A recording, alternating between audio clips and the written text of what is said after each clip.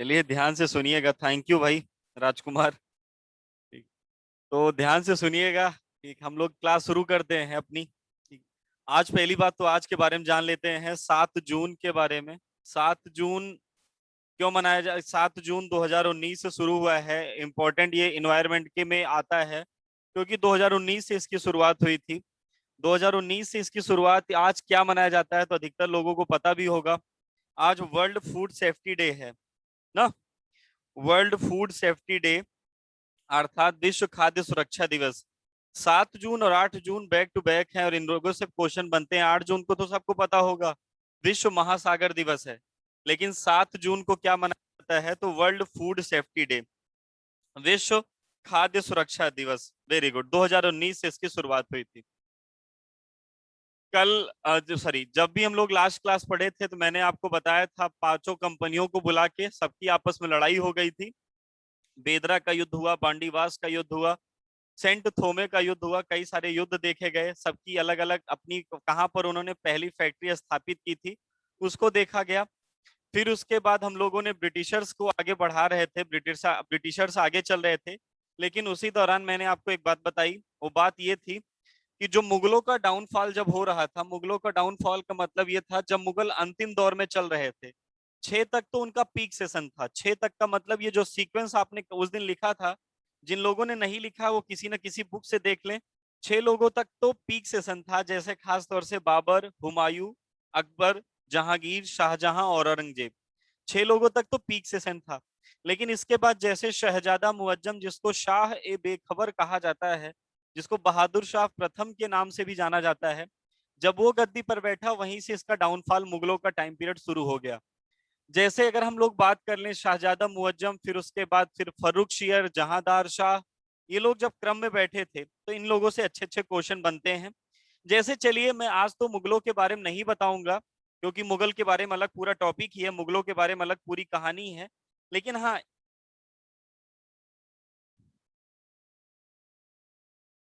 भैया पाल वंश में है। दिल्ली का वास्तविक संस्थापक एक व्यक्ति था अनंग पाल करके, तोमर राजपूत वंश का है, अनंग पाल करके शासक था वो है। ठीक।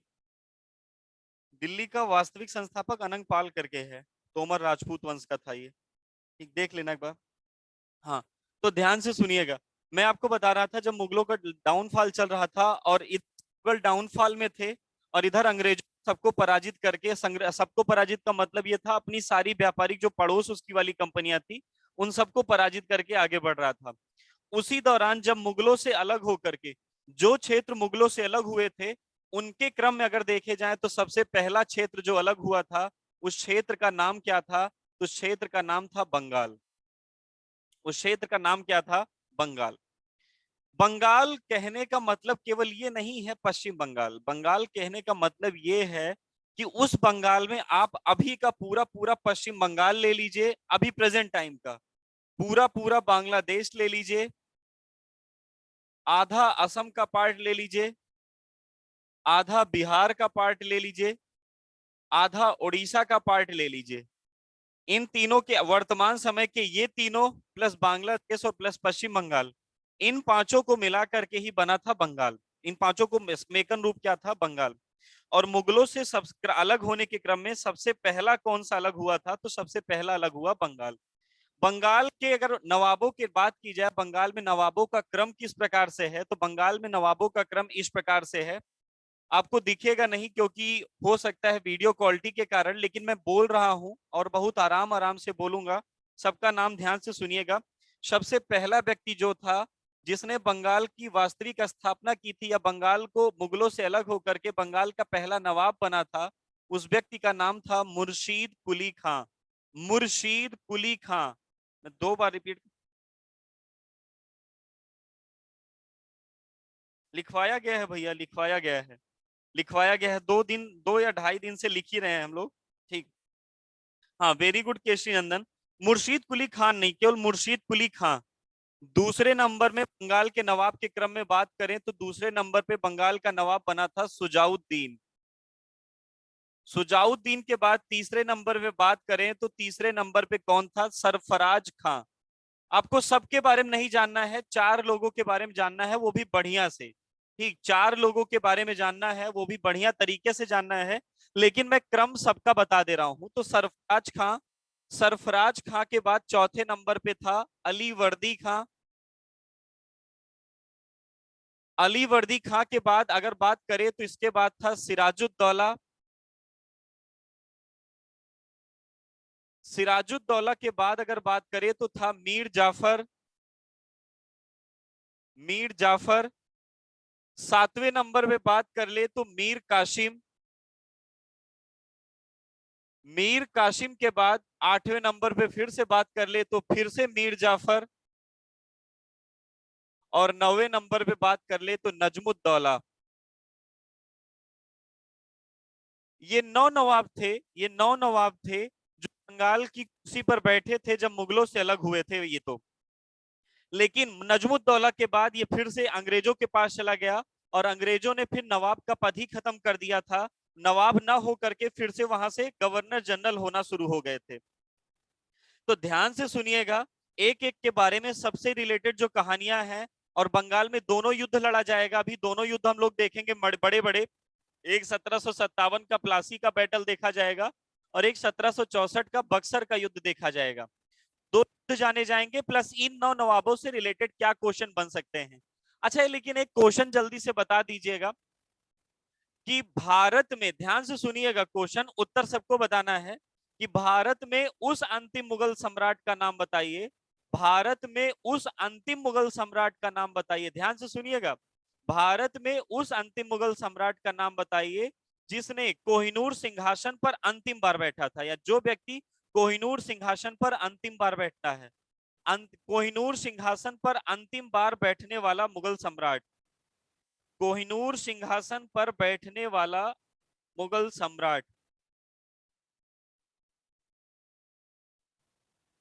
देखिएगा, मैंने नाम जो, अभी क्वेश्चन का उत्तर मत दीजिए, क्वेश्चन का उत्तर कोई मत दे। अभी सुन लीजिए नंबर क्या लिखे गए, जो लोग नंबर पूछ रहे हैं। पहले नंबर पे लिखा गया है मुर्शीद कुली खां। दूसरे नंबर पे सुजाउद्दीन। तीसरे नंबर पे सरफराज। चौथे नंबर पे अली वर्दी खां। पांचवें नंबर पे सिराजुद्दौला। छठे नंबर पे मीर जाफर। सातवें नंबर पे मीर कासिम। और 8वें नंबर पे मीर जाफर पुनः, यानी वही फिर से। और 9वें नंबर पे नजमुद्दौला। 9वें नंबर पे नजमुद्दौला। 9वें नंबर पे कौन था? नजमुद्दौला था। ठीक, अब सुनिएगा, जो मैंने क्वेश्चन पूछा था कि कोहिनूर सिंहासन पर बैठने वाला अंतिम मुगल सम्राट कौन था। कोहिनूर सिंहासन पर बैठने वाला अंतिम मुगल सम्राट, बताइए। वेरी गुड, अभी सही श्रुति जी का उत्तर आया है, बाकी सब लोगों ने गलत उत्तर दिया। मोहम्मद शाह। मैंने क्रम जो लिखवाया था उसमें एक व्यक्ति का नाम था मोहम्मद शाह, जिसको रंगीला कहते हैं। मोहम्मद शाह अंतिम मुगल सम्राट था जिसने कोहिनूर, क्योंकि इसी के टाइम पीरियड में नादिर शाह एक अफगानी व्यक्ति था। नादिर शाह का आक्रमण हुआ था और नादिर शाह कोहिनूर हीरा वाला पार्ट पूरा लेके चला गया था, मयूर सिंहासन जिसको बोलते थे हम लोग। तो आप जान, वैसे अंतिम मुगल सम्राट पूछ लिया जाए तो बहादुर शाह जफर। लेकिन कोहिनूर सिंहासन पर बैठने वाला अंतिम मुगल सम्राट कौन था, वो कौन थे? तो उनका नाम था मोहम्मद शाह। तो ध्यान रखिएगा। चलिए, मुगलों के, सॉरी, बंगाल के नवाब पढ़ रहे थे। बंगाल के नवाब में सबसे पहला नाम आता है कौन सा? मुर्शीद कुली खां का। तो ध्यान से सुनिएगा, शुरू करें। सबने क्रम लिख लिया ना?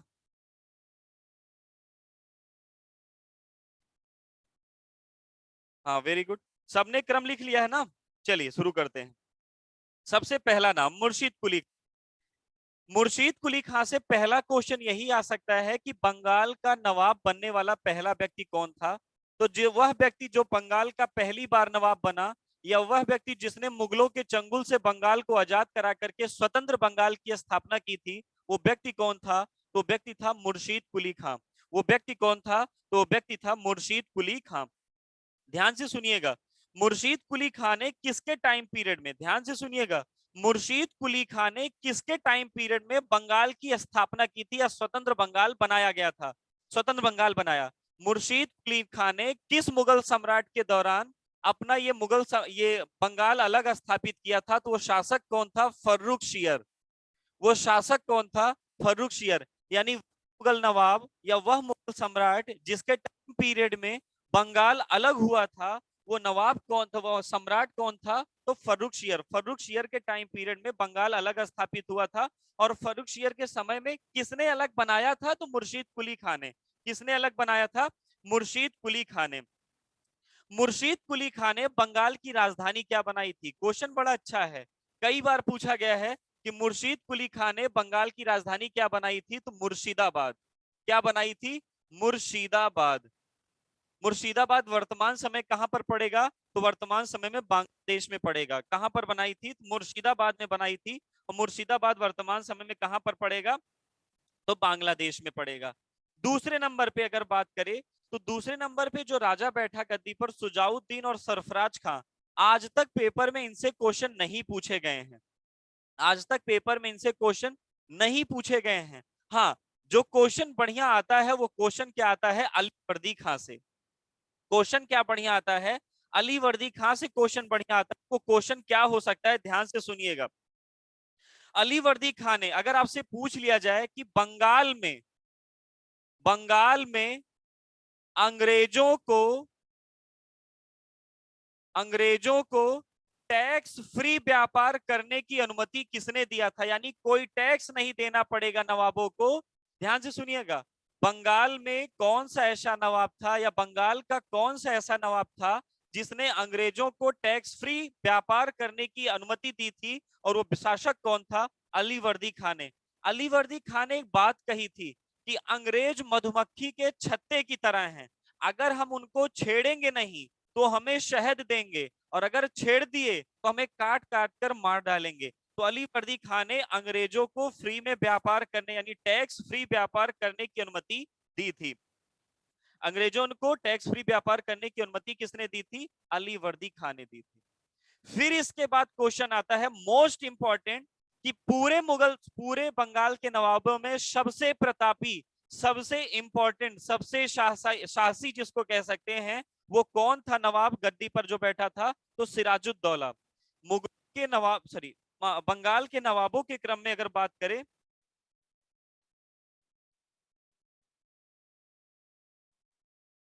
हाँ, वो तो ब्रिटिशों का मैग्ना कार्टा तो फर्रुखशियर ने दिया था, वो अलग। मुगल सम्राट पूछे तो फर्रुखशियर आएगा। अगर मुगल सम्राट पूछे तो मुगल सम्राट कौन थे जिन्होंने अंग्रेजों को टैक्स फ्री व्यापार करने की अनुमति दी? तो फर्रुखशियर।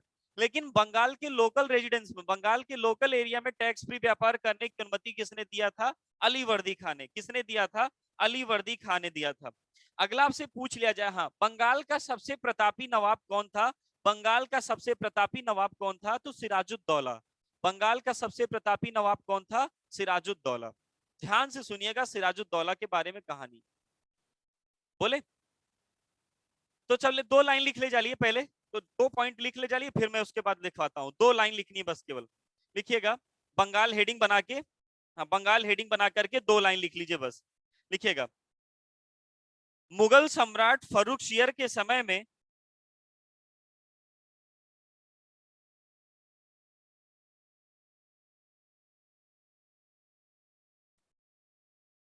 मुगल सम्राट फर्रुखशियर के समय में मुर्शीद कुली खान ने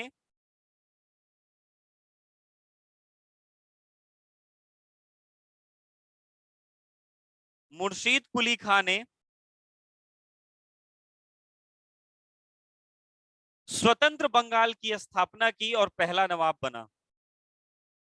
थोड़ा बहुत टैक्स ये मुगल सम्राट भेजता रहता था, एकदम पूरा किया था, लेकिन थोड़ा बहुत भेजता रहता था।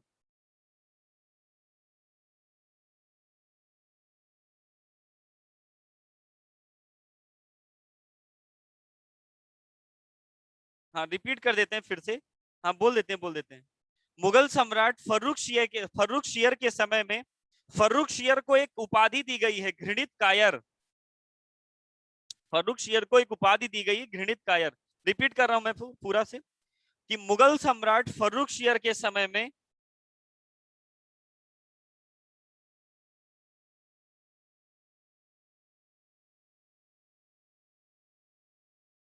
मुगल सम्राट फर्रुखशियर के समय में मुर्शीद कुली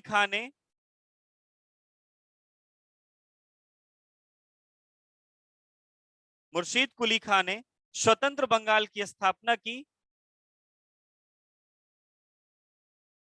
और बंगाल का पहला नवाब बना।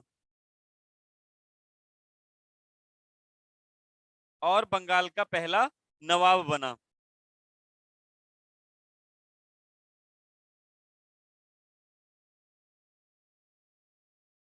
हाँ, वही जो हेडिंग पड़ी थी उसी के अंदर ये वाला पार्ट है। उसमें कई सारे स्टेट पढ़ोगे ना, सबसे पहला बंगाल है। और बंगाल का पहला नवाब बना।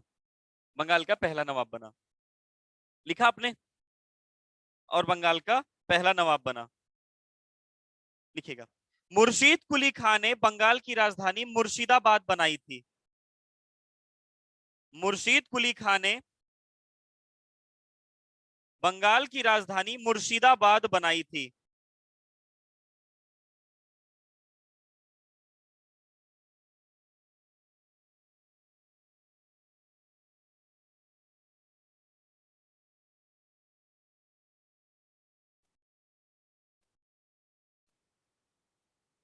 क्या बनाई थी? मुर्शिदाबाद बनाई थी।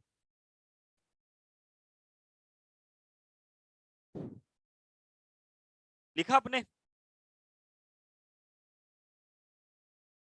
मुर्शिदाबाद बनाई थी।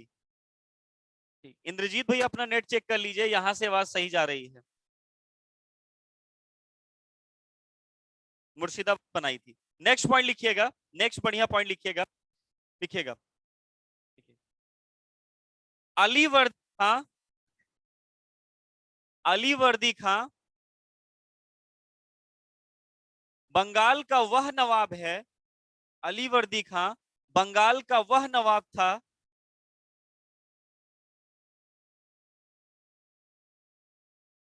जिसने जिसने जिसने अंग्रेजों को टैक्स फ्री व्यापार की अनुमति दी थी। जिसने अंग्रेजों को हाल में टैक्स फ्री व्यापार की अनुमति दी थी। जिसने अंग्रेजों को बंगाल में टैक्स फ्री व्यापार की अनुमति दी थी। टैक्स फ्री व्यापार की अनुमति दी थी। टैक्स फ्री व्यापार की अनुमति दी थी। मजा आएगा आपको सुनने में और आगे की घटना। टैक्स फ्री व्यापार की अनुमति दी थी। अगला लिखिएगा, अगला लिखिएगा। बंगाल का सबसे प्रतापी नवाब सिराजुद्दौला था।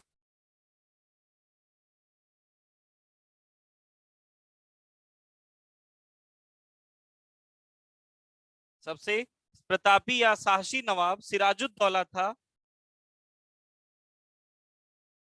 सिराजुद्दौला था। सिराजुद्दौला था। अब सिराजुद्दौला के बारे में चार बड़ी कहानियां हैं जो पूछी जा सकती हैं, ध्यान से सुनिएगा। सिराजुद्दौला, शुरू करें? ठीक, देखिएगा सभी को। सबसे पहली बात किया क्या इसने? ठीक, शुरू कर रहे हैं। ठीक, सबसे पहली बात क्या इनसे पूछा जा सकता है कि एक घटना होती है, एक घटना पूछी जाती है कि काली रात त्रासदी, काली रात त्रासदी की घटना किसके समय में हुई थी? काली रात त्रासदी की इस घटना किसके समय में? एक घटना यह पूछी जा सकती है। अलीनगर की संधि, अलीनगर की संधि किससे हुई थी? एक घटना यह पूछी जा सकती है। रॉबर्ट क्लाइव पहली बार या अंग्रेजों का, यह पूछा जा सकता है। अंग्रेजों का किसी भारतीय के साथ, किसी भारतीय राजा के साथ, ये सारी घटना मैं बताऊंगा। किसी भारतीय राजा के साथ पहला युद्ध कौन सा लड़ा गया था, यह भी पूछा जा सकता है। और अगला पूछा जा सकता है कि प्लासी युद्ध हुआ था, प्लासी का युद्ध किसके समय में हुआ था? ये चार पांच है जो सिराजुद्दौला से बिलोंग करती है, यानी सिराजुद्दौला से रिलेट होती है। ठीक, ये 4-5 घटना है जो सिराजुद्दौला से रिपीट होती हैं, एक सिराजुद्दौला से अटैच की जाती है, और एक एक करके इन सबसे जानते हैं। कोई बता सकता है काली रात त्रासदी, ब्लैक नाइट ट्रेजेडी किसे कहा जाता है? कोई बता सकता है ये घटना क्या थी? बहुत बढ़िया, काली रात त्रासदी। चलिए बहुत बढ़िया, सुनिएगा एक एक करके बताते हैं, सुनिएगा। करेंगे, सारी चीजें तो जुड़ती हुई चली जाएंगी। सबसे पहले सिराजुद्दौला का नाना था, यानी अली वर्दी खां जो था वो अली वर्दी खां सिराजुद्दौला का नाना था। अली वर्दी वहां तक तो, लेकिन अंग्रेजों ने इसका प्रयोग गलत तरीके से करना शुरू कर दिया। अंग्रेजों ने प्रयोग गलत तरीके से, यानी जो टैक्स फ्री व्यापार करने की अनुमति दी गई थी, वो अंग्रेजों ने इसका प्रयोग गलत तरीके से प्रयोग करना शुरू कर दिया, जिसका विरोध पहले किया किसने? सिराजुद्दौला ने। और सिराजुद्दौला ने अंग्रेजों को सख्त चेतावनी दी कि अगर आप लोग इस जो पत्र, ये दिया दस्तक पत्र कहा जाता था इसको, और अगर इस पत्र का प्रयोग गलत तरीके से किया गया तो इस पत्र को समाप्त कर दिया जाएगा, में व्यापार करने के लिए टैक्स देना पड़ेगा। यानी एक चेतावनी केवल दी गई थी कि अगर आप लोगों ने इस टैक्स फ्री व्यापार वाले को गलत तरीके से इसका लाभ लेना चाहा, तो आप लोगों का ये टैक्स फ्री वाला व्यापार खत्म कर दिया जाएगा और सबको टैक्स देना पड़ेगा। इसी के अंग्रेजों से इनका विरोध पहली बार शुरू हुआ, इसी के चक्कर में अंग्रेजों से इनका विरोध शुरू हुआ। तो ध्यान से सुनिएगा, अंग्रेजों से इनका विरोध शुरू हुआ। तो सबसे पहले बोले, अंग्रेजों से इनका व्यापार विरोध शुरू हुआ। अच्छा 2 मिनट रुक जाइएगा।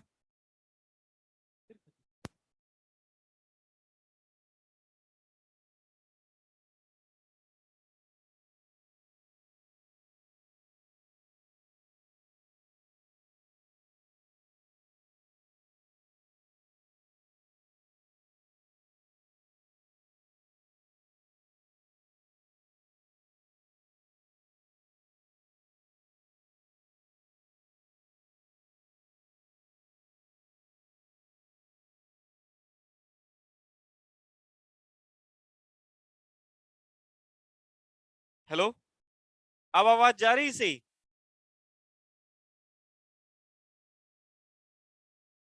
हाँ ठीक, अब जाएगी, वो बैटरी इशू था शायद। अब जाएगी जाएगी। तो ध्यान से सुनिएगा, पूरी कहानी जोड़ते हुए चलते हैं, ध्यान से सुनिएगा। तो हुआ क्या कि अली वर्दी खान ने जो टैक्स फ्री वाला इनको दिया था, प्रलोभन अंग्रेजों को दिया था, अंग्रेजों ने इस बात को गलत तरीके से इसका लाभ ले रहे थे। सिराजुद्दौला ने पहले एक अल्टीमेटम दे दिया कि भैया अगर आप लोगों ने इसका प्रयोग गलत तरीके से किया तो हम लोग इसको बंद कर देंगे। इसके विरोध में हुआ क्या था कि जैसे अगर आप किसी, आपको पता होगा हज यात्रा जो की जाती है वो कहाँ की जाती है? सऊदी अरब की। और पहले, अब तो है प्लेन के माध्यम से जाया जाता है, पहले बाई बोट जाते थे। और बाई बोट में ये जो मुंबई आप देखे होंगे, मुंबई में जो गेटवे ऑफ इंडिया है, यहाँ से सभी लोग ना, जितने भी मुस्लिम व्यक्ति हुआ करते थे, सभी लोग यहाँ इकट्ठा हुआ करते थे और यहाँ से बाई बोट के द्वारा सऊदी अरब जाया करते थे हज यात्रा के दौरान। सारे इस्लामिक कम्युनिटी, अच्छा देखिएगा, ये वाला जो क्षेत्र था, इन क्षेत्रों पर ब्रिटिशों का पूर्ण रूप से कब्जा था।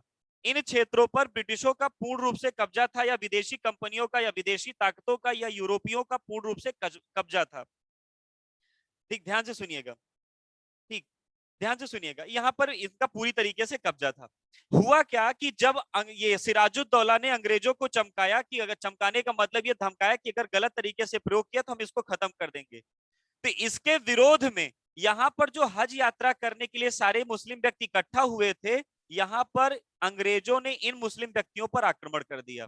और जो उनके पास हज यात्रा के दौरान जो अपने साथ लेके जा रहे थे, खाने पीने की चीजें और जो आवश्यक चीजें थी, उन सारी चीजों को लूट लिया इन्होंने।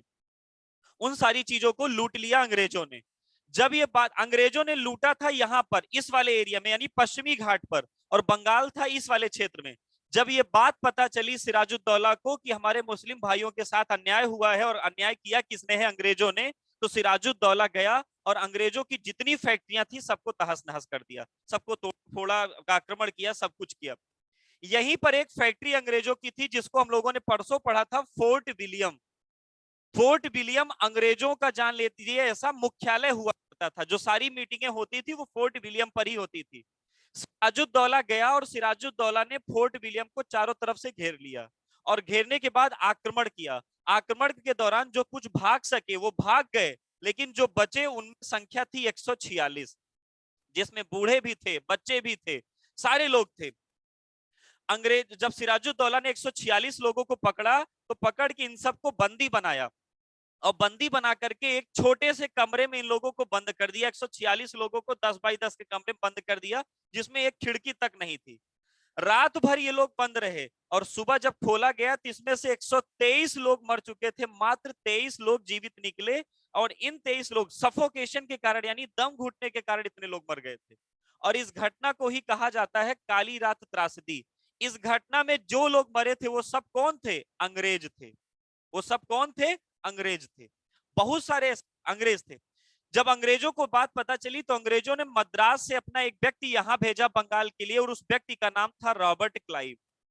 रॉबर्ट क्लाइव को पता चला कि हमारे अंग्रेज भाइयों को मारा गया है, जिसमें बूढ़े भी हैं, बच्चे भी हैं, बड़ी तो वहीं से खूब बढ़िया देसी पिया और देसी पर बाही चढ़ाते हुए वहीं से गाली देते हुए आया, थक जाएंगे, मार देंगे, ऐसा कर देंगे, वैसा कर देंगे।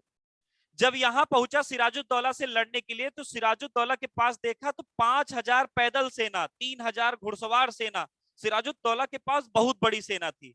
जैसे ही रॉबर्ट क्लाइव वहां पहुंचा तो सेना देख करके भीगी बिल्ली बन गया, ये गया और डर के जा करके उनके दरबार में आया था लड़ाई करने के लिए और जा करके सिराजुद्दौला के साथ एक संधि कर लिया, समझौता कर लिया, भैया ना हम आपको परेशान करेंगे ना आप हमें परेशान करिएगा। और ये संधि क्या कहलाती है? अली नगर की संधि। और ये संधि क्या कहलाती है? अली नगर की संधि। तो अली नगर की संधि किसके किसके बीच में हुई थी? रॉबर्ट क्लाइव और सिराजुद्दौला की। ये अली नगर की संधि केवल और केवल रॉबर्ट क्लाइव का एक छलावा था। ये अली नगर की संधि केवल और केवल रॉबर्ट क्लाइव का एक छलावा था कि किसी न किसी तरीके से रॉबर्ट क्लाइव सिराजुद्दौला का एक अच्छा व्यक्ति बन जाए, उनकी नजर में एक अच्छा व्यक्ति बन जाए। और जैसे ही रॉबर्ट क्लाइव इसकी नजर में एक अच्छा व्यक्ति बना, रॉबर्ट क्लाइव ने इसके सारे सगे संबंधियों को, यानी सिराजुद्दौला के चाहे माँ हो, चाहे चाचा वाले लड़का हो, चाहे इसका प्रमुख सेनापति मीर जाफर हो, चाहे और सगे संबंधी जितने भी थे, सबको रॉबर्ट क्लाइव ने लालच दे करके अपने साथ मिला लिया। और जब सारे लोग सिराजुद्दौला का साथ छोड़ करके रॉबर्ट क्लाइव के साथ चले गए, वहीं रॉबर्ट क्लाइव ने तुरंत युद्ध का आह्वान कर दिया और एक युद्ध लड़ा गया 23 जून सन 1757 को। और एक युद्ध लड़ा गया 23 जून सन 1757 को और इसी युद्ध को कहा जाता है प्लासी का युद्ध। इसी को युद्ध को क्या कहा जाता है? प्लासी का युद्ध। और ये प्लासी का युद्ध में वैसे तो थे रॉबर्ट क्लाइव एक तरफ था अंग्रेजों की ओर से और दूसरी तरफ से मुगल ये बंगाल के नवाब थे सिराजुद्दौला। लेकिन रॉबर्ट क्लाइव तो बैठ के केवल मजे ले रहा था, सिराजुद्दौला को हराने वाले उसके सगे ही थे। सगे में चाहे उसकी माता जी सौतेली माँ घसीटी बेगम, चाहे उसका चचेरा भाई शौकत खां, चाहे उसका सेनापति मीर जाफर, सारे सगे संबंधियों ने मिल करके ही सिराजुद्दौला को हरा दिया और सिराजुद्दौला इसी मैदान में लड़ता हुआ मारा गया। यानी प्लासी का युद्ध वो युद्ध था जो छल के साथ रॉबर्ट क्लाइव ने जीता था। और प्लासी का युद्ध यानी सिराजुद्दौला के मरते ही लगभग लगभग बंगाल की जो सूबा था, बंगाल की जो जागीरदारी थी, वो किसके पास चली गई थी? वो चली गई थी अंग्रेजों के पास, यानी रॉबर्ट क्लाइव के पास। अगर आपसे कभी पूछ लिया जाए कि वह पहला उस मुगल सम्राट, सॉरी, उस अंग्रेज का नाम बताइए, ध्यान से सुनिएगा, उस अंग्रेज का नाम बताइए जिसे भारत में अंग्रेजी कंपनी या अंग्रेजी हुकूमत का संस्थापक कहते हैं। उस अंग्रेज का नाम बताइए जिसे भारत में अंग्रेजी कंपनी या अंग्रेजी हुकूमत का संस्थापक कहते हैं। तो सीधा उत्तर लगता है रॉबर्ट क्लाइव, क्योंकि रॉबर्ट क्लाइव ही वो पहला व्यक्ति था जिसने दिमाग लगा करके सिराजुद्दौला को हराने का प्रयास, हराया था। समझ पा रहे हैं कि नहीं? यानी सिराजुद्दौला के साथ जो युद्ध लड़ा गया था वो छल के साथ लड़ा गया था। सिराजुद्दौला के सारे सगे संबंधियों को रॉबर्ट क्लाइव ने अपने पक्ष में मिला लिया और सिराजुद्दौला को पता ही नहीं था। आई बात की नहीं समझ में? इतनी बात समझ में आई कि नहीं आप लोगों को?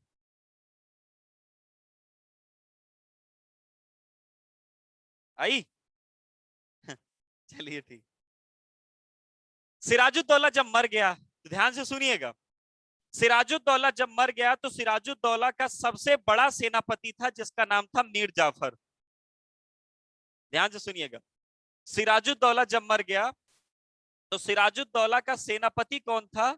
मीर जाफर। और मीर जाफर ने किसका साथ दिया था? रॉबर्ट क्लाइव का। तो जाहिर सी बात है जब सिराजुद्दौला मर जाएगा तो रॉबर्ट क्लाइव किसको गद्दी पर बैठाएगा? जब सिराजुद्दौला मर जाएगा, ध्यान से सुनिएगा, हाँ वेरी गुड, जब सिराजुद्दौला मर जाएगा तो उसको गद्दी पर अगला कौन, यानी वैसे तो अधिकार हो गया अंग्रेजों का, लेकिन अंग्रेज स्वतः ही तुरंत नहीं लिए पूरा क्षेत्र। अंग्रेजों ने फिर से अपने कृपा पात्र, कृपा पात्र का मतलब जो उसकी पूरी मदद करे, तो मदद करने वाला व्यक्ति अगला नवाब कौन बना? मीर जाफर।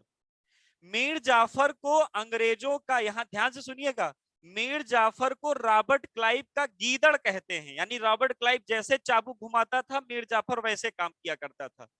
मीर जाफर ने इसको खूब पैसा दिया, खूब व्यापार करने की अनुमति दी, खूब इसको तोहफे दिए, किसको? रॉबर्ट क्लाइव को प्लस ब्रिटिश कंपनी को।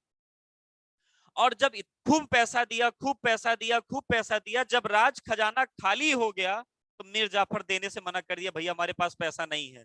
अंग्रेजों को यह बात बुरी लगी और तुरंत मीर जाफर को कुर्सी से हटा करके इसके दामाद मीर कासिम को गद्दी पर बैठा दिया। किसको? मीर कासिम को। मीर कासिम भी अल्टर दिमाग का था।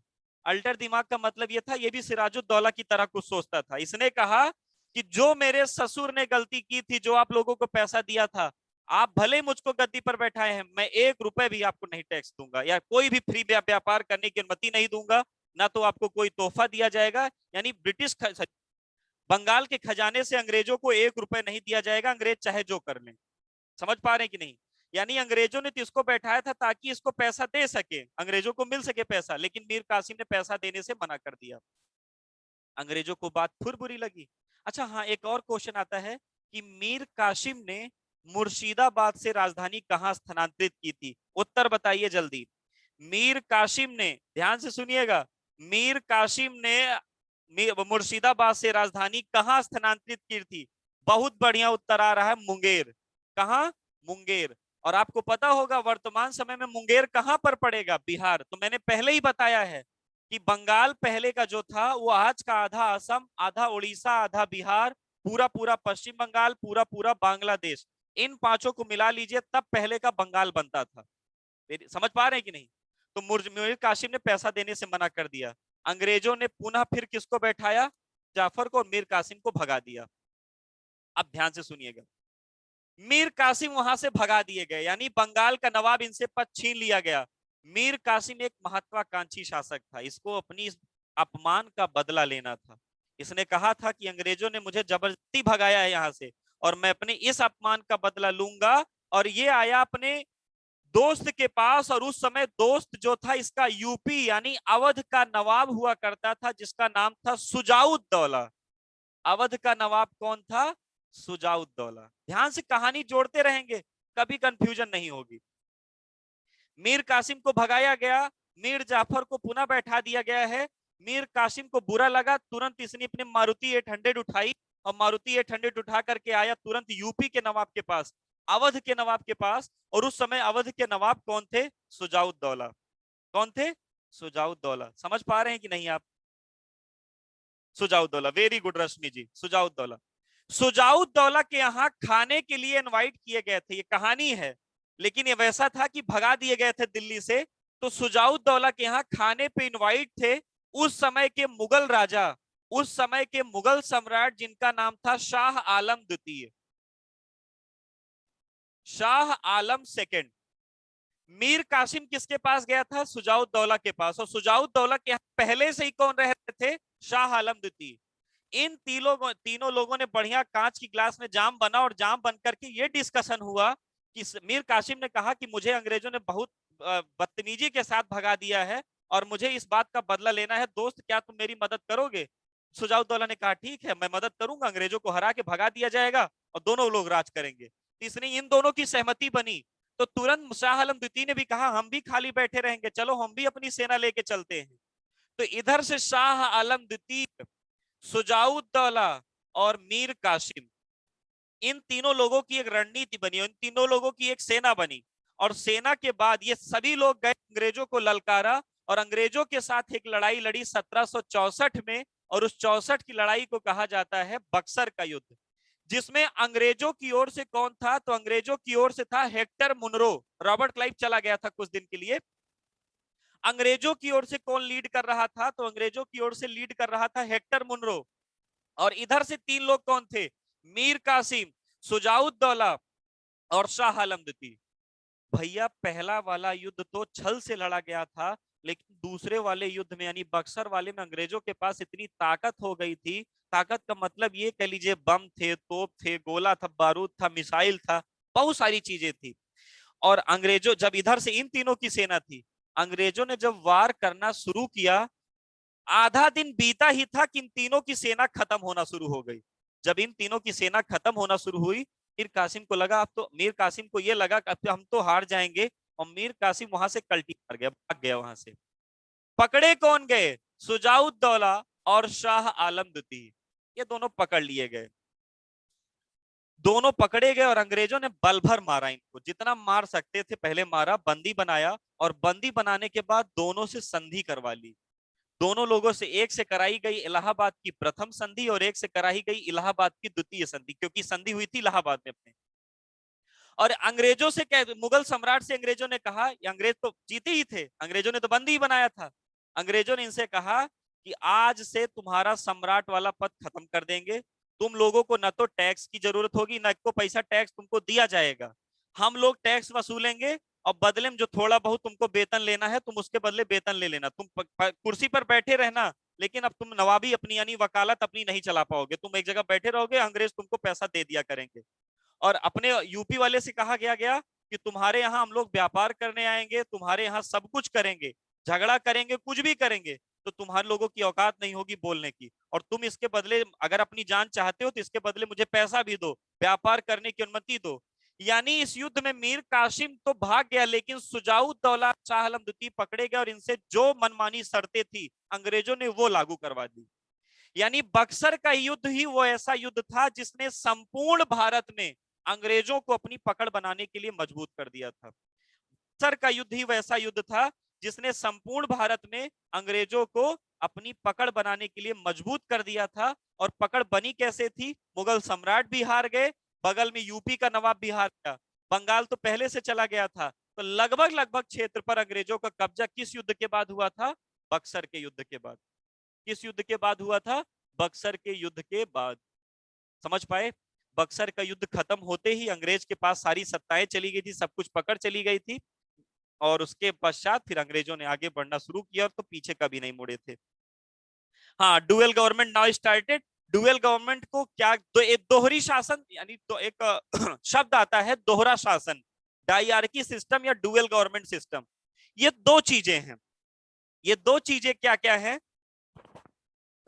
ये दो चीजें क्या, एक बार बंगाल पर लागू हुई थी और एक बार पूरे भारत के लिए 1919 के अधिनियम में लागू हुई थी। इन दोनों में मेजर डिफरेंस क्या है वो दोनों मैं बताऊंगा भी बस 3 या 4 मिनट के बाद। अगर आप ये पूरी कहानी समझ गए हो तो मैं एक एक करके लिखवा दूं। अगर आप ये कहानी समझे हो तो मैं एक एक करके 2-3 पॉइंट 4 पॉइंट बनेंगे, मैं कहानी लिखवा दूं। मैं डुअल सिस्टम दोनों वाला बताऊंगा। एक बार 1919 वाला भी बताऊंगा, एक बार जो 1765 से 72 तक था ये भी बताऊंगा। और दोनों में मेजर डिफरेंस क्या है ये भी मैं बताने चल रहा हूं। तो मैं लिखवा दूं पहले जल्दी से इसको ना। हाँ चलिए लिखिए, कहां तक लिखा था? लास्ट पॉइंट बोल दीजिए, कहां तक लिखा था?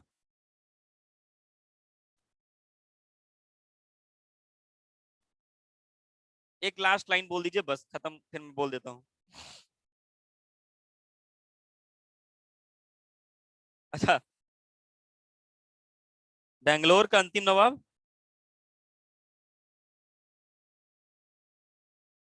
बेंगलोर का अंतिम नवाब मैसूर के नाम से आता है। मैसूर का अंतिम नवाब टीपू सुल्तान था। हाँ चलिए, सिराजुद्दौला प्रतापी राजा था। चलिए सिराजुद्दौला हेडिंग लिखिएगा, सिराजुद्दौला हेडिंग लिखिएगा। सिराजुद्दौला हेडिंग पड़ी थी, उसमें 2 लाइन लिख के डालिए। पहले ही लाइन लिखिएगा, सिराजुद्दौला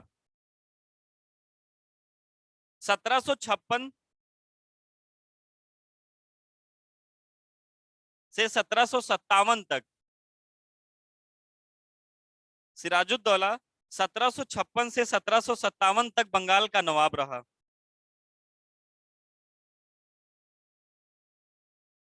बंगाल का नवाब रहा। दूसरा पॉइंट,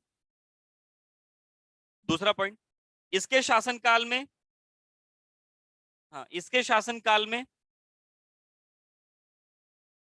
काली रात त्रासदी, इस शासनकाल में काली रात त्रासदी, ब्लैक होल ट्रेजेडी, काली रात त्रासदी, कौमा, अलीनगर की संधि, अलीनगर की संधि रॉबर्ट क्लाइव और सिराजुद्दौला, अलीनगर की संधि,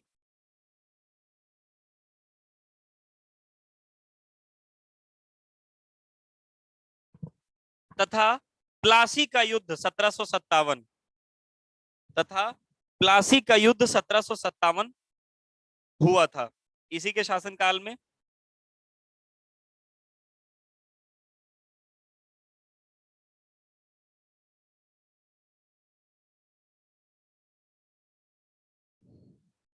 जानते हैं सिराजुद्दौला ने एक और लड़ाई लड़ी थी अपने भाई, चचेरे भाई का नाम सुना होगा कभी, लेकिन वो पूछा नहीं गया आज तक पेपर में।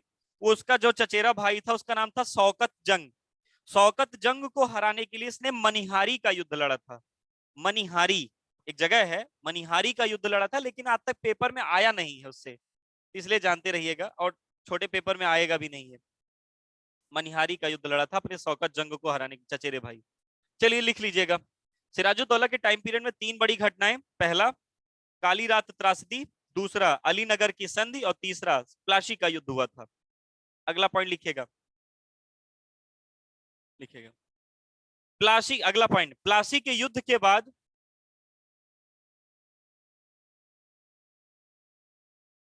वेरी गुड, मनिहारी का युद्ध बोला किसी ने, लोकेश भैया ने, लोकेश श्रीवास्तव, बहुत अच्छे हैं ये तो। ठीक लिखिएगा, रिपीट कर दें, रिपीट था ये कि सिराजुद्दौला 1756 से 1757 तक बंगाल का नवाब रहा, जिसके शासनकाल में काली रात त्रासदी, दूसरे नंबर पे अलीनगर की संधि, तीसरा प्लासी का युद्ध हुआ था। प्लासी का युद्ध हुआ था, प्लासी का युद्ध जहां लिखिएगा जून 1757, जून 1757। थोड़ा फास्ट लिखिए, फास्ट लिखिए, आगे बढ़े, लिखिएगा प्लासी के युद्ध के बाद, प्लासी के युद्ध के बाद रॉबर्ट क्लाइव ने, रॉबर्ट क्लाइव ने प्लासी के युद्ध के बाद रॉबर्ट क्लाइव ने मीर जाफर ब्रैकेट में सेनापति,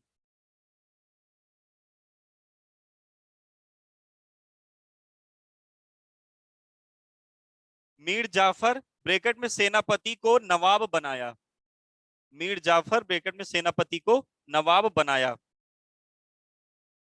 सेनापति क्यों है? क्योंकि ये सिराजुद्दौला का क्या था, सेनापति ही था।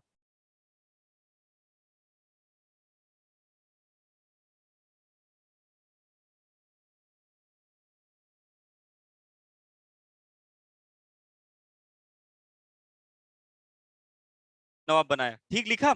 चलिए अगला पॉइंट लिखिएगा,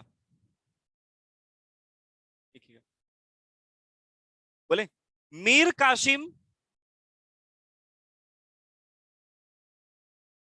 का अंग्रेजों के साथ जो युद्ध हुआ था उसे बक्सर का युद्ध कहते हैं।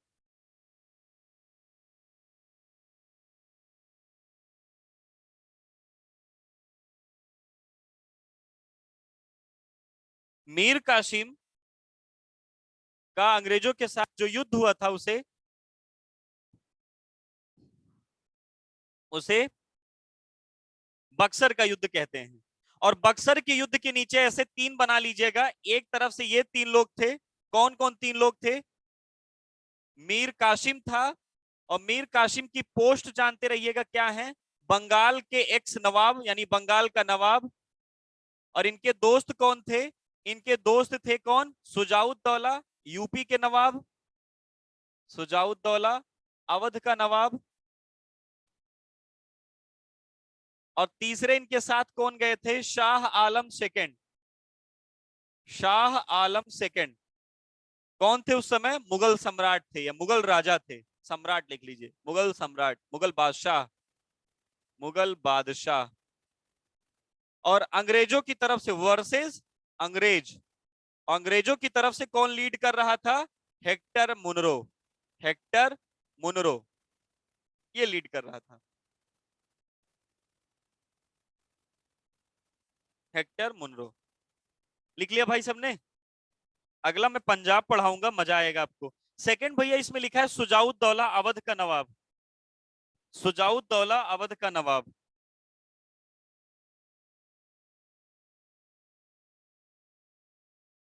अगला मैं पढ़ाऊंगा आपको पंजाब, मजा आएगा आपको पढ़ने में पंजाब को।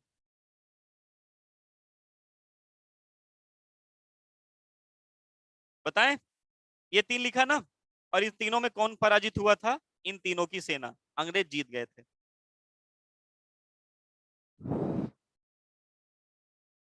पहले आप द्वैध शासन समझ लीजिए, दो बार था द्वैध शासन। पहले पहला वाला देख लेते हैं, बंगाल वाला। फिर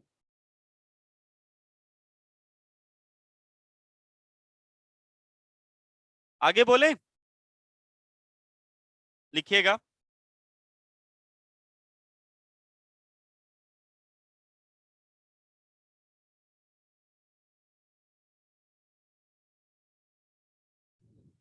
लिखिएगा।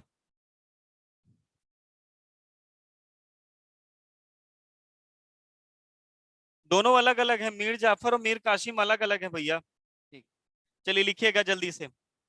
बोले, लिखिएगा। बंगाल का अंतिम नवाब मुद्दौला था।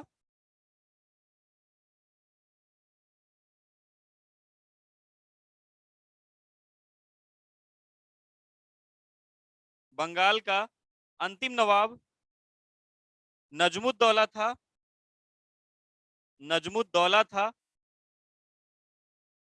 जिसके बाद नवाब पद समाप्त करके गवर्नर जनरल का पद शुरू हुआ, जिसके बाद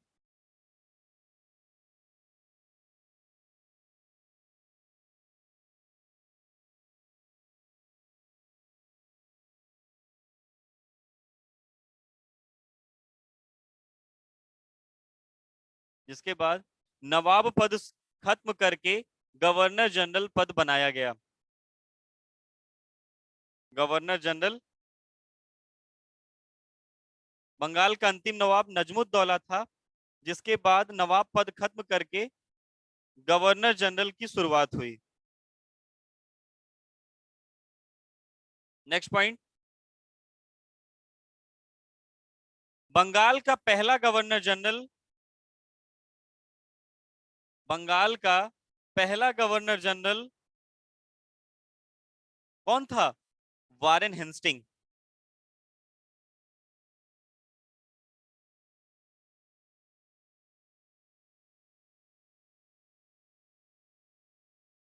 बंगाल का पहला governor general Warren Hasting.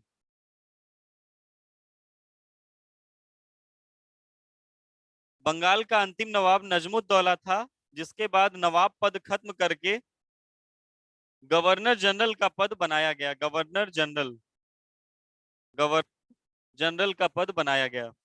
Bengal का पहला गवर्नर जनरल वारेन हेस्टिंग। वही जो रेगुलेटिंग एक्ट आया था उसी के अनुसार था ये ना। चलिए शुरू करें। द्वैध शासन समझ लीजिए क्या है। हाँ, किस एक्ट के तहत मधु जी? तो regulating act, regulating act 1773, regulating act 1773, हाँ 1773। चलिए देखिएगा, द्वैध शासन देख लीजिए क्या है। एक द्वैध शासन आपने नाम सुना होगा, एक द्वैध शासन डायरकी सिस्टम आपने सुना? कब सुना? जब बंगाल के बारे में पढ़ते हैं तो किसने लगाया?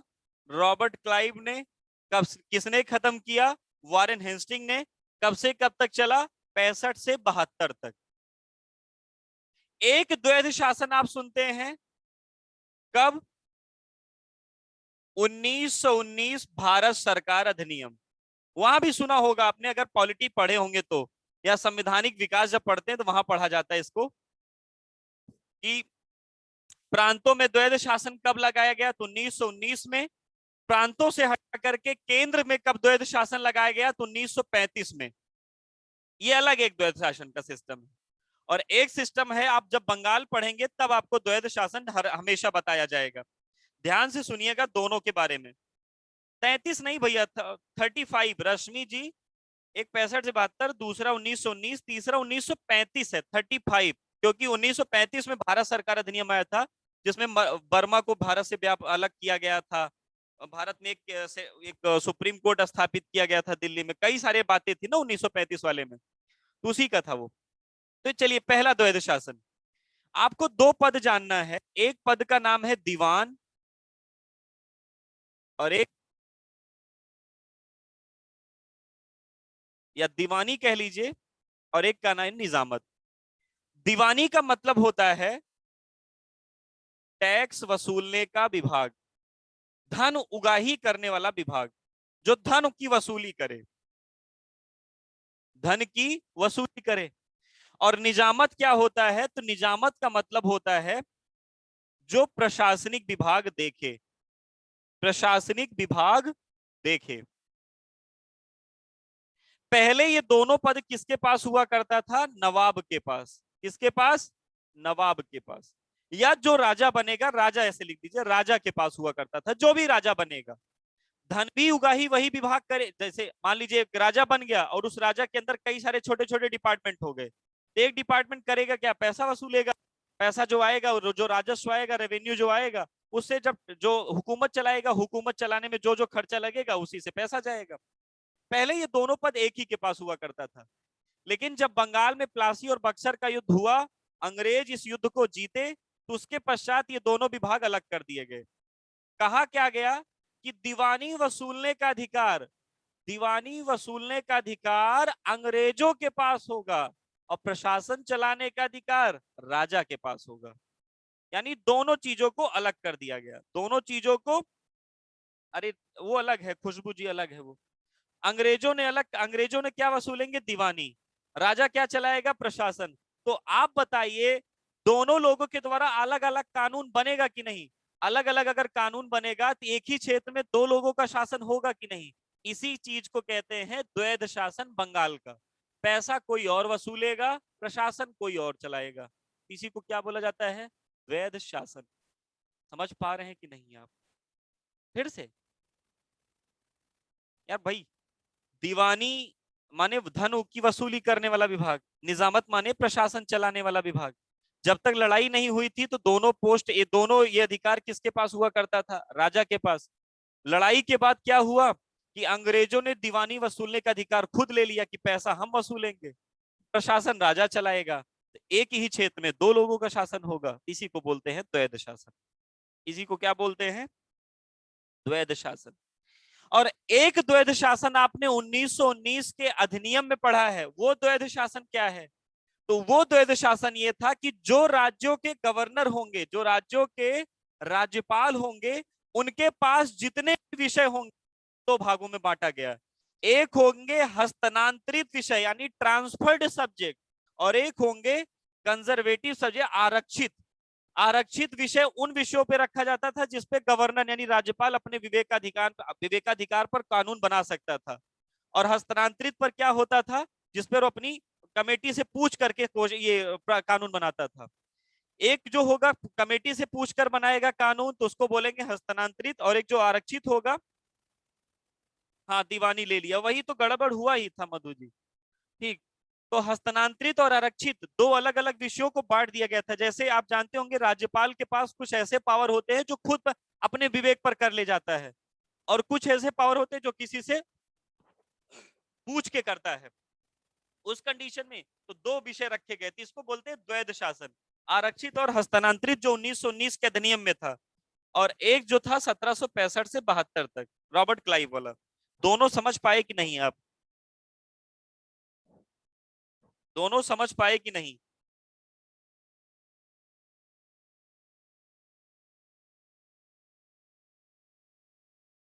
समझ पाए? लिखना है सर? अरे उस लोकेश भैया मैं लिखवाऊंगा खुद ही। लिखिएगा, छोटा सा पॉइंट बना लीजिएगा इसे, बंगाल में द्वैध शासन। जल्दी से बनाइए, बंगाल में द्वैध शासन, पंजाब पढ़ा जाए। बंगाल में द्वैध शासन। ठीक, तो सुशील बताते हैं, तब तक आप लिख लो। बंगाल में द्वैध शासन 65 से 72, 65 से 72। ठीक है, इसे इसे रॉबर्ट क्लाइव ने लागू किया था तथा इसकी समाप्ति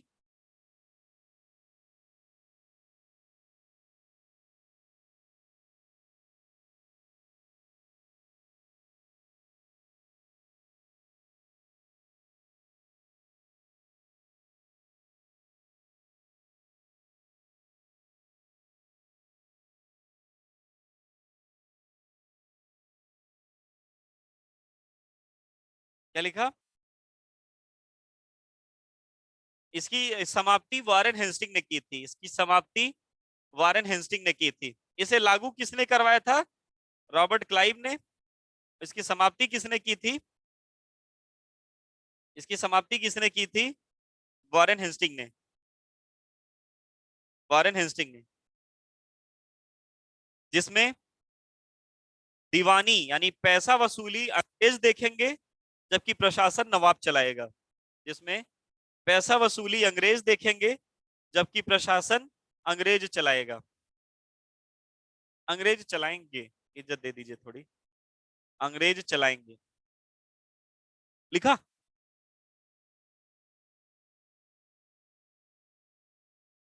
और ये वाला क्या था? इसमें गवर्नर के पास जो सब्जेक्ट थे उनको दो भागों में बांटा गया था, हस्तांतरित और आरक्षित। उसको बोलते हैं द्वैध शासन। आरक्षित वाला, हस्तांतरित वाला ऐसा था कि एक था गवर्नर जनरल, जो गवर्नर बनेगा राज्यों का। जैसे अभी सेंट्रल में प्रेसिडेंट होता है, राज्यों में गवर्नर होते हैं। तो गवर्नर के पास कुछ ऐसे विषय होंगे, यानी गवर्नर तो अलग, राज्यों का अलग कानून होगा, केंद्र सरकार, पहले की बात है 1919 की। तो जो गवर्नर के पास विषय होंगे उनको दो भागों में रखा गया था, एक आरक्षित, एक हस्तांतरित। आरक्षित में अपनी कमेटी से पूछ करके कानून बना सकता था, हस्तांतरित वाले में अगर उसको लगे तो ट्रांसफर भी कर सकता था सेंट्रल को। ऐसा कर लीजिए, दो भागों में बांट करके विषयों को रखा गया था कि अगर कोई दिक्कत हो तो सेंट्रल से भी यानी वायसराय से भी पूछा जा करके कानून बनाया जा सकता था। आप इसको बढ़िया समझ पाएंगे तब जब आप आगे बढ़ेंगे, यानी उन सबको क्रम में पढ़ेंगे तो और मजा आएगा, तब बताएंगे। क्या रिपीट कर दे धर्मेंद्र भाई? अर्थात दीवानी अंग्रेज वसूलेंगे जबकि प्रशासन नवाब चलाएगा। दीवानी अंग्रेज वसूलेंगे।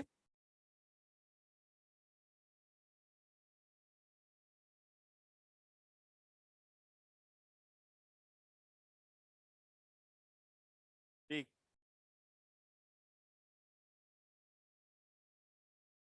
लिखा? चलिए आगे बढ़िएगा, आगे हेडिंग डालिएगा।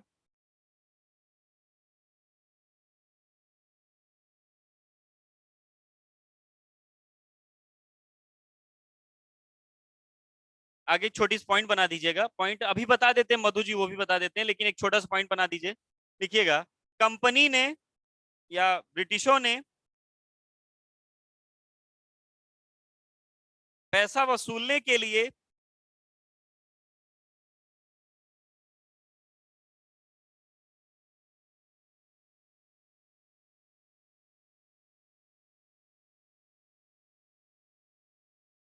कंपनी ने या ब्रिटिशों ने पैसा वसूलने के लिए बंगाल में बंगाल में मोहम्मद रजा खां तथा बिहार में शिताब राय को नियुक्त किया था। शिताब राय को नियुक्त किया था, को नियुक्त किया था। मधु जी का एक क्वेश्चन है, छोटा सा क्वेश्चन ये है कि बक्सर वाले युद्ध में कितना जुर्माना लगा था? जो पैसे की बात क्या हुई थी? पैसे की बात ये थी, तो दो लोग देखिए, मीर कासिम तो भाग ही गया, उसके पास तो कुछ था भी नहीं। दो ही लोगों से पैसे की बात होगी, एक सुजाउद्दौला से और एक शाह आलम द्वितीय से।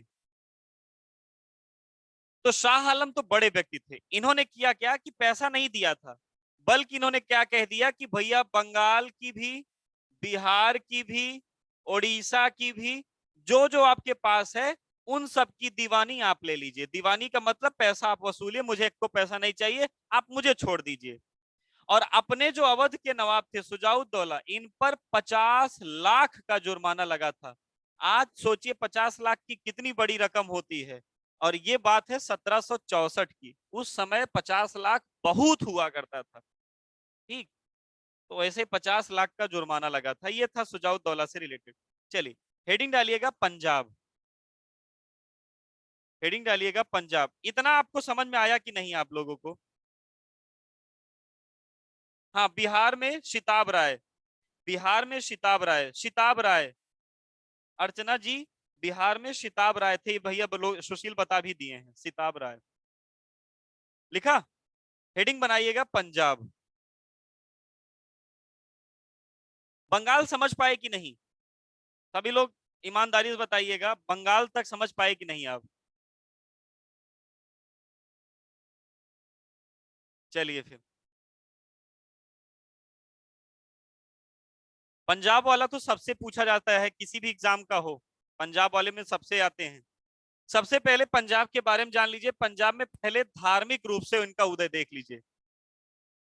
धार्मिक रूप दो क्रम में पढ़े जाएंगे, धार्मिक और राजनीतिक, पॉलिटिकल एंड रिलीजियस, राजनैतिक, दो दशाएं पढ़ेंगे हम लोग, धार्मिक रूप और राजनैतिक रूप, पंजाब के लिए है ये। फिर किसी का कमेंट आया, क्या है इनका क्वेश्चन? पैसा वसूलने के लिए मोहम्मद सर पूरा, मोहम्मद किसमें, मोहम्मद रजा खां थे। देखिएगा, मोहम्मद रजा खां बंगाल के लिए था, मोहम्मद रजा खां बंगाल के लिए, और राजा शिताब राय बिहार के लिए। नीलम क्या नहीं समझ में आया आपको?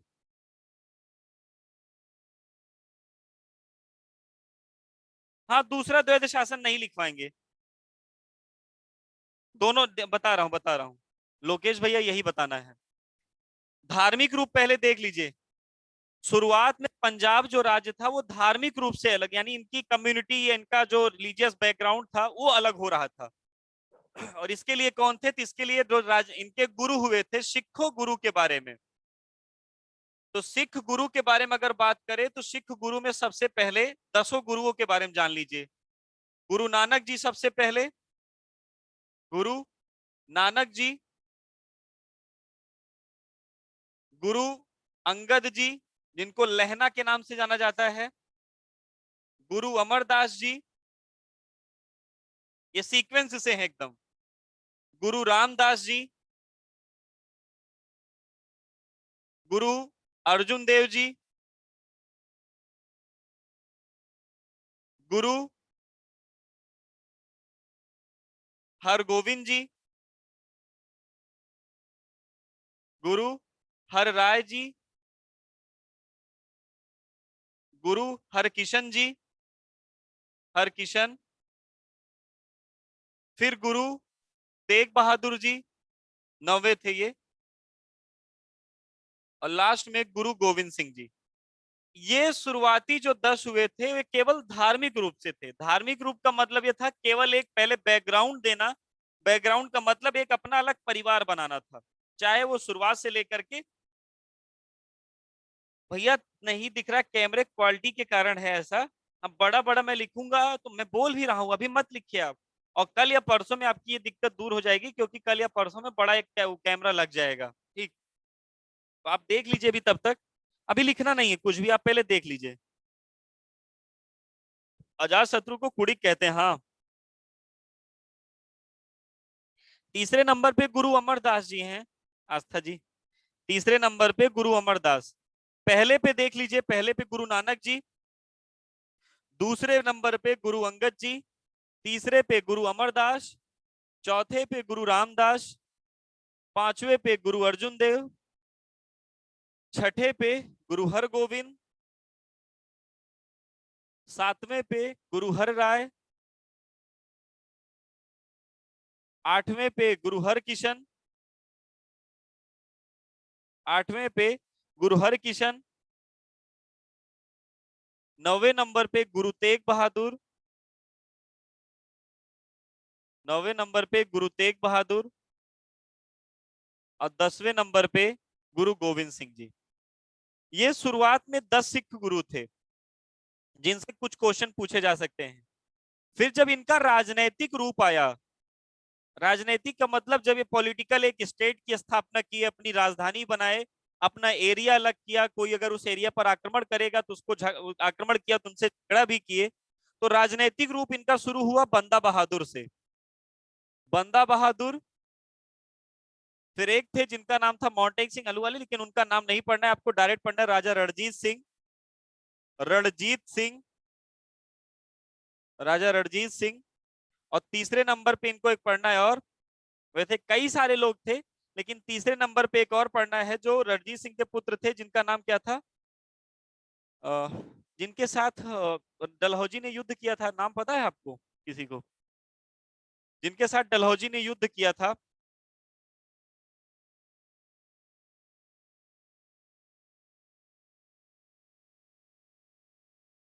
Dilip Singh, very good, Dalip Singh. तीन लोगों को हम लोगों को देखना है पॉलिटिकल रूप से, राजनीतिक, तीन राजाओं के बारे में, और उसके बाद बाकी 10 सिख गुरुओं के बारे में जानना है। ये 10 सिख गुरु जो थे, 9वें नंबर पे ये, 10वें पे ये, तीन राजनीतिक बारे में और 10 सिख गुरुओं के बारे में। जो अलग हुए थे तो मुगलों से, अलग मुगलों से मतलब यह था कि मुगलों का जब शासन था, तीन लोगों ने अलग हो गए थे अपना एक अलग राज्य बनाने के लिए। लेकिन जैसे जैसे ही समय आगे बढ़ा, जैसे जैसे चीजें आगे बढ़ी, वैसे वैसे इनकी पकड़ थोड़ी कमजोर होती चली गई। और कमजोर होने के बाद हुआ क्या था कि दलीप सिंह के बाद डलहौजी ने पूरा क्षेत्र कब्जा कर लिया था। आप लोगों को पता है पंजाब क्षेत्र से कल एक पंजाब रिलेटेड से, पंजाब एरिया से रिलेटेड कल के लिए करंट अफेयर था, कल के लिए करंट अफेयर था, अगर आप लोगों ने नाम सुना होगा, operation blue star. Operation blue star, कोई जानता है ऑपरेशन ब्लू स्टार किससे रिलेटेड है? कल उसकी जयंती मनाई गई थी, वर्षगांठ मनाई गई थी। ऑपरेशन ब्लू स्टार कोई जानता है?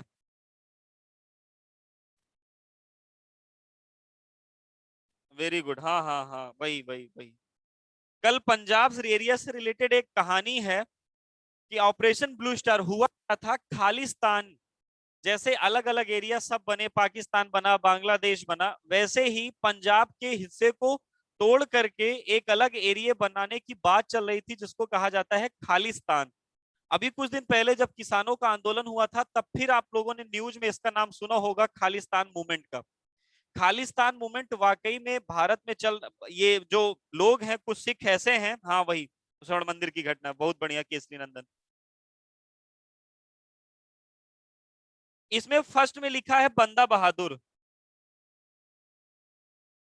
फर्स्ट में लिखा है बंदा बहादुर इसमें वाले में। चलिए सुनिएगा, ऑपरेशन ब्लू स्टार के बारे में थोड़ी सी कहानी जान लीजिए। ऑपरेशन ब्लू स्टार क्या था कि खालिस्तान मूवमेंट चल रहा था कि पंजाब को तोड़ करके एक नया देश बनाने की बात चल रही थी कुछ सिखों के द्वारा, जिन सिख आतंकवादियों के द्वारा, पूरा नाम तो खालिस्तान कहा जाता था, खालिस्तान की मांग कर रहे थे वो। इंदिरा गांधी ने इसको सख्त सिरे से खारिज कर दिया था कि खालिस्तान कोई अलग देश नहीं बनेगा, न तो किसी की बात मानी जाएगी। तो जो इसके मांग करता थे, उन लोगों ने एक दूसरी शक्ल ले ली, था जगह जगह पर बम विस्फोट करना, लोगों को मारना पीटना, और सारी, ये हमारी बात मान ली जाए। जब इनको मारने कोई जाता था, यानी पुलिस बल जब भी जाए, तो ये लोग स्वर्ण मंदिर में छिप जाते थे, तो जितने भी आंदोलनकारी थे। और स्वर्ण मंदिर में हथियार लेकर जाना मना था, पूरी तरीके से हथियार लेकर कोई नहीं जा सकता था। ये बात पता चली इंदिरा गांधी को।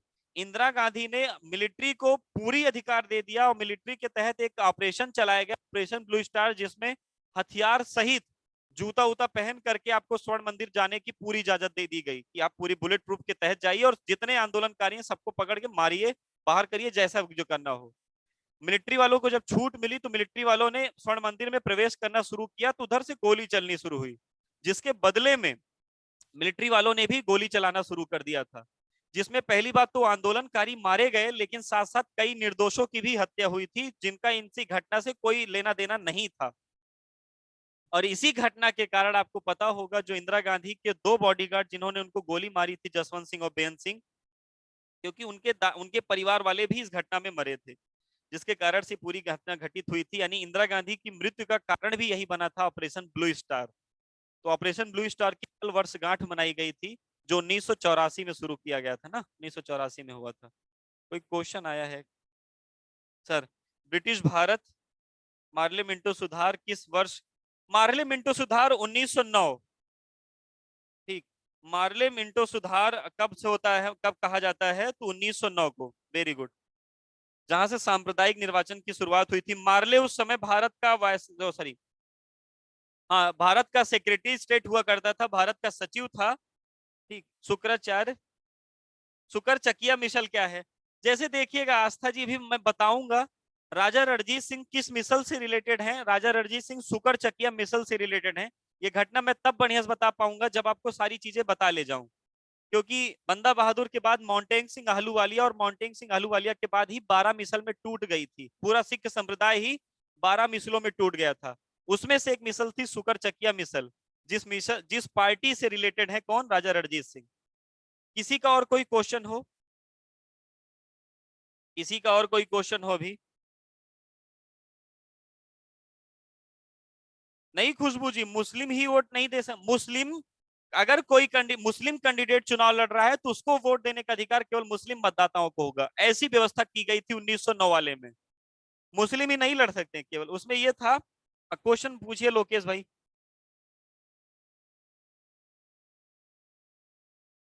हाँ, अलग निर्वाचन व्यवस्था शुरू की गई थी। एक दो तीन गुरुओं में, सिख गुरुओं में। हाँ, धार्मिक में पहले नंबर पे गुरु नानक जी, फिर गुरु अंगद, फिर गुरु अमरदास। गुरु नानक, गुरु अंगद, गुरु अमरदास। शुरू करें इसको कि क्वेश्चन पूछेंगे भी?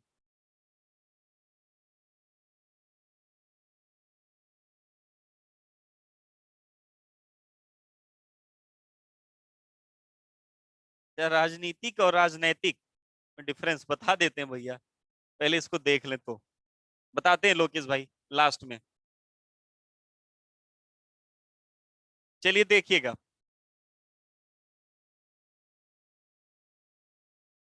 सुनिएगा।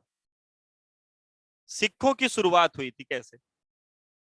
इस्लाम धर्म से प्रेरित या इस्लाम धर्म से अलग होकर के, जब इस्लामिक हुकूमत चल रही थी, जब भारत में इस्लामिक हुकूमत चल रही थी, उसको शोषण को बचा, उससे जो शोषण होते थे, उससे जो उसके कारण जो जनता को दिक्कत होती थी, उस दिक्कत को दूर करने के लिए कुछ लोगों ने इस जिम्मा उठाया था और अलग अलग बातों की, अलग अलग संस्थाओं की स्थापना की थी। लेकिन अगर बात करें उसी में, तो उसी में एक धर्म बन गया था। सिख गुरु एक एक करके बता दीजिए डिटेल में। हाँ, वही बताने चल रहे हैं, वही बताने चल रहे हैं। माहिष्मती क्या है? माहिष्मती राजधानी थी। एक महाजनपद था जिसका नाम था उज्जैनी, सॉरी, अवंती। उत्तरी अवंती की राजधानी थी उज्जैनी, और दक्षिणी अवंती की थी माहिष्मती। दक्षिणी अवंती जनपद की राजधानी क्या थी? माहिष्मती। पीडीएफ कब भेजेंगे? जल्दी भेजेंगे भैया सुशील। हाँ सुनिएगा। इस्लामिक हुकूमत जब चल रहा था, उससे निजात दिलाने के लिए, इस्लामिक जो अत्याचार चल रहे थे, जो उस समय का एटमॉस्फेयर था, उससे निजात दिलाने के लिए कई सारे लोगों ने अलग अलग बातों, अलग अलग संप्रदायों, अलग अलग संस्थाओं की स्थापना की थी। उसी में से हम लोग एक पढ़ने चल रहे हैं जिसका नाम है पंजाब क्षेत्र, अर्थात सिखों की शुरुआत। सिखों की शुरुआत में सबसे पहले अगर बात कर ले, गुरु नानक जी से क्वेश्चन आते हैं। सिख के पहले गुरु थे कौन? गुरु नानक देव जी। गुरु नानक देव जी ने, इसके लिए कई सारी घटनाएं हैं, कई सारी बात चीजें हैं इनसे रिलेटेड, लेकिन सबसे पहले अगर एक एक करके शुरू करें तो आपको पढ़ने में भी अच्छा लगेगा और समझ में भी आएगा। ध्यान से सुनिएगा। शुरू करें। सबसे पहले तो सिख गुरु नानक जी से पूछा जाता है कि गुरु नानक जी का जन्म कहाँ हुआ था? तो गुरु नानक जी का जन्म हुआ था तलवंडी नामक क्षेत्र में। तलवंडी वर्तमान समय कहाँ पर पड़ेगा? तो वर्तमान समय ये पाकिस्तान में पड़ेगा, लरकाना डिस्ट्रिक्ट है। तलवंडी ग्राम का नाम है, लरकाना डिस्ट्रिक्ट है। लरकाना डिस्ट्रिक्ट कहां पर पड़ेगा? पाकिस्तान में वर्तमान समय में। अभी कुछ दिन पहले ये न्यूज में लगातार बने थे। न्यूज में क्यों बने थे? क्योंकि ननकाना गुरुद्वारा एक बना है, ननकाना साहिब गुरुद्वारा बना है, जो भारत और पाकिस्तान के बीच में। हाँ, जो पाकिस्तान में तलवंडी नामक ग्राम में, पाकिस्तान में इनका जन्म हुआ था वर्तमान समय में। गुरु नानक देव जी ने ही, अच्छा शिष्य, जो शिष्य शब्द है उसी शिष्य शब्द का एक टूटा हुआ रूप है जिसको कहा जाता है सिख। शिष्य शब्द का टूटा हुआ रूप है जिसको कहा जाता है सिख। इन्होंने हर घर से मांग की थी, हर घर से एक बड़े लड़के को लेंगे, ध्यान से सुनिएगा, हर घर से एक बड़े लड़कों को लेंगे और बड़े लड़के को लेने के पश्चात उसको ट्रेनिंग या उसको कह सकते हैं सर्वधर्म समभाव के बारे में बताएंगे, एक नई विचारधारा को डेवलप करेंगे और उस विचारधारा का केवल एक काम होगा कि हमारे जो भी अत्याचार होते हैं, किसी के द्वारा अगर कोई अत्याचार होगा उस अत्याचार को हम लोग निजात दिलाएंगे, उस अत्याचार को खत्म करने के प्रयास करेंगे। गुरु नानक जी ने इसके लिए एक पंथ भी चलाया था जिसको बोला जाता है नानक पंथ। उस समय की जो अच्छे अच्छे कोट्स थे, उस समय के जो अच्छे अच्छे लोगों के द्वारा दिए गए वक्तव्य थे, प्लस अपनी जो अनुभव थे, उस अनुभव को भी इन्होंने शेयर किया था अपनी इस नानक पंथ में। तो नानक पंथ की शुरुआत गुरु नानक देव जी ने ही की थी। इसके पश्चात इन्होंने सबसे पहली बात एक लंगर व्यवस्था की शुरुआत की थी। इन्होंने ही लंगर व्यवस्था की शुरुआत की थी। लंगर, हालांकि क्वेश्चन पूछ लिया जाए कि लंगर व्यवस्था को अस्थायित्व किसने, यानी परमानेंट किसने बनाया था, तो दूसरे सिख गुरु थे। दूसरे सिख गुरु जो थे गुरु अंगद देव जी ने। लंगर व्यवस्था को परमानेंट किसने बनाया था, गुरु अंगद देव जी ने। लेकिन लंगर व्यवस्था की शुरुआत किसने की थी, गुरु नानक देव जी ने। अगर कभी भी आप लंगर व्यवस्था के तहत खाना खाए होंगे तो एक बात जरूर देखी होगी आपने उसमें कि लंगर व्यवस्था के तहत जब भी खाना खाइए तो चाहे आप ऑडी से उतरिए, चाहे रिक्शे से उतरिए, चाहे आप किसी महंगी गाड़ी से अमीर हो, गरीब से गरीब हो, सबको एक ही पंक्ति में बैठा करके खाना खिलाया जाता है ताकि जात पात अमीरी गरीबी इन सब का कोई भेदभाव ना हो किसी के बीच में। अगर अत्याचार के विरुद्ध आपको एक आवाज उठानी है तो सबसे पहले लोगों का एकजुट होना बहुत जरूरी है। और उस एकजुट करने के लिए इन्होंने एक पहली विचारधारा क्या दी थी, लंगर व्यवस्था की शुरुआत कराई थी ताकि सभी लोग एक साथ बैठे, जात पात अमीरी गरीबी को भुला करके लंगर व्यवस्था की शुरुआत की थी। दूसरा एक क्वेश्चन इनसे एक और बढ़िया पूछ लिया जाता है कि जो इनके प्रथम शिष्य थे, जो इनके प्रथम शिष्य थे, उन शिष्य का नाम क्या था, तो उन सिख का शिष्य का नाम था गुरु अंगद जी। गुरु अंगद जी, जिनका मूल नाम क्या हुआ करता था, तो जिनका मूल नाम था लहना। जिनका मूल नाम क्या था, लहना। मूल नाम क्या था, लहना। गुरु नानक देव ने कहा था कि अगर मेरी जो भी मैंने सोचा है, अगर वो उसमें मैं सक्षम हो गया तब तो ठीक है, अगर ये बातें आगे नहीं बढ़ पाई, हाँ, अगर ये बातें मैं जो विचारधारा चलाना चाहता हूं अगर ये बातें नहीं बढ़ पाई तो मेरी आत्मा कभी मरेगी नहीं, और मेरी आत्मा मेरे शिष्य के अंदर प्रवेश करेगी और मेरा शिष्य इसको आगे बढ़ाएगा। जब गुरु नानक देव की मृत्यु हुई तो गुरु अंगद जी ने इनका पदभार संभाला और गुरु अंगद जी सिखों के दूसरे धर्म गुरु हुए। धर्म गुरु बात करें, गुरु अंगद जी से दो बढ़िया क्वेश्चन बनते हैं। पहला क्वेश्चन सबसे बढ़िया बनता है कि लंगर व्यवस्था को अस्थायित्व किसने दिया था, परमानेंट किसने बनाया था, तो गुरु अंगद जी ने बनाया था। और दूसरा, सिखों के लिए एक अलग लिपि, सिखों के लिए जैसे हम लोग देवनागरी लिपि में लिखते हैं, पढ़ते हैं, तो सिखों के लिए एक अलग लिपि कौन बनाया था, गुरमुखी लिपि का प्रतिपादन किसने किया था, गुरमुखी लिपि का प्रतिपादन किसने किया था, गुरुमुखी लिपि का प्रतिपादन किसने किया था, वेरी गुड केसरी नंदन, तो गुरु अंगद जी ने किया था। तो दो क्वेश्चन इनसे बन सकते हैं बढ़िया बढ़िया, कि पहला क्वेश्चन इनसे बन सकता है कि गुरु नानक देव जी के बाद गद्दी पर कौन बैठे, गुरु अंगद जी। दूसरा क्वेश्चन इनसे बन सकता है कि लंगर व्यवस्था को अस्थायित्व किसने दिया था, गुरु अंगद देव ने, अंगद देव जी ने ही। और तीसरा बन सकता है कि सिखों के लिए अलग लिपि का प्रतिपादन किसने किया था, तो गुरुमुखी लिपि का प्रतिपादन किसने किया था, गुरु अंगद देव जी ने ही। चलिए, अच्छा, इतनी चीजें मैंने आपको बताई हैं, ये याद करिएगा। चलिए मैं जल्दी जल्दी कुछ क्वेश्चन पूछता हूँ, जितने भी लोग बैठे हैं सभी लोग उत्तर दीजिएगा, वो किसी ना किसी, जितना टॉपिक अभी आप पढ़ चुके हैं उन सब से रिलेटेड होगा। ध्यान से सुनिएगा, क्वेश्चन बताइएगा। अब आगे नहीं लिख पाऊंगा, आगे कल लिखवा दूंगा, आप क्वेश्चन बताइएगा जल्दी जल्दी, मैं पूछ रहा हूँ कुछ क्वेश्चन, सुनिएगा।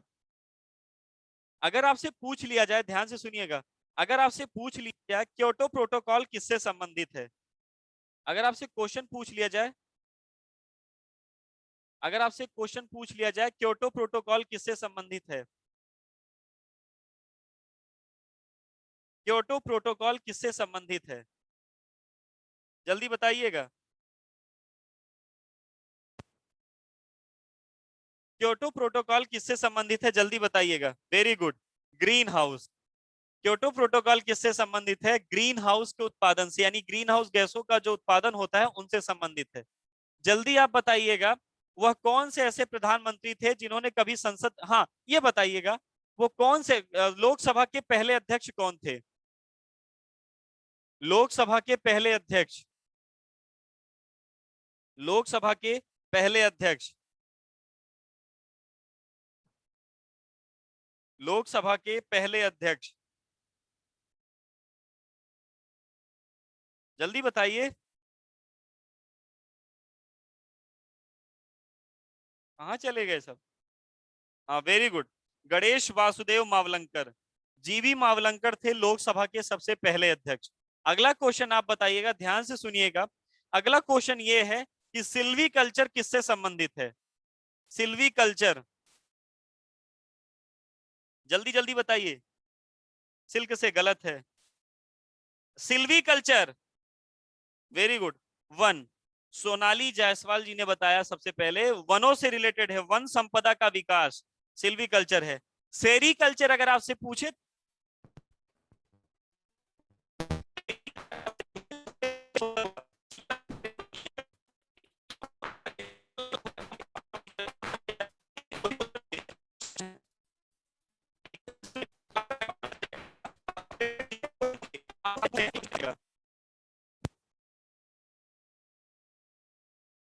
कि आप सीधा पूछ सकते हैं क्वेश्चन, ये रहेगा। आज के लिए बस इतना ही, शेष हम लोग कल। ठीक, तब तक के लिए धन्यवाद।